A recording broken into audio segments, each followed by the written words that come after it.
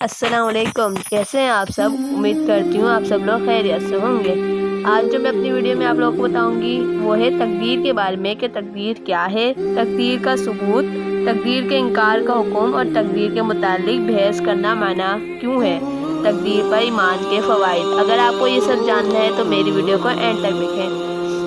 تو تقدیر کیا ہے؟ دنیا میں جو کچھ ہوتا ہے اور بندے جو کچھ کرتے ہیں، نیکی بدی، وہ سب اللہ تعالیٰ کے علم ازلی کے مطابق ہوتا ہے۔ جو کچھ ہونے والا ہے وہ سب اللہ تعالیٰ کے علم میں ہے اور اس کے پاس لکھا ہوا ہے۔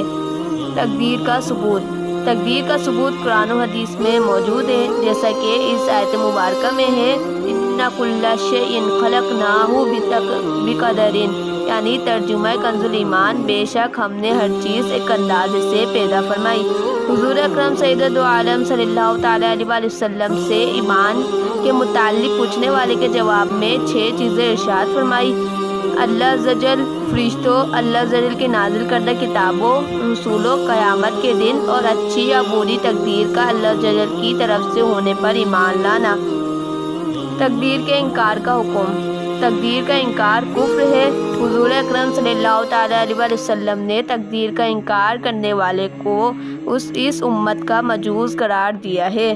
تقدیر کے متعلق بحث کرنا منع ہے۔ یاد رہے کہ عقیدہ تقدیر اسلامی عقائد میں نہایت نازک اور پیچیدہ ہے۔ اس کے بارے میں بحث کرنے کیوں اور کیسے کی طرح کے سوالات کرنے سے منع کیا گیا ہے، جیسا کہ ترمذی شریف میں ہے۔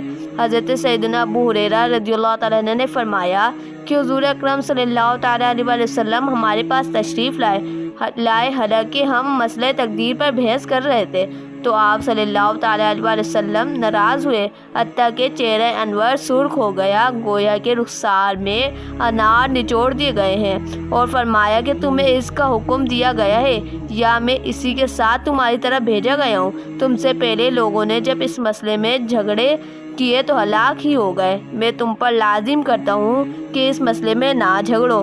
تقدیر پر ایمان کے فوائد۔ مصائب و بیماریوں میں صبر کرنا اور خودکشی جیسے حرام کام سے محفوظ رہنا، کیونکہ ان کا آنا تقدیر کے مطابق اور آزمائش ہے۔ اللہ عز و جل کی تقسیم اور مشیت پر راضی رہنا۔ انسان ماضی کی محرومیوں پر پرملال حال کے حالات میں پریشان اور مستقبل سے خوفزدہ نہیں رہتا۔ تقدیر پر ایمان لانے والا مخلوق کے بجائے خالق سے لو لگاتا ہے۔ تقدیر پر ایمان حسد کا بہترین علاج ہے۔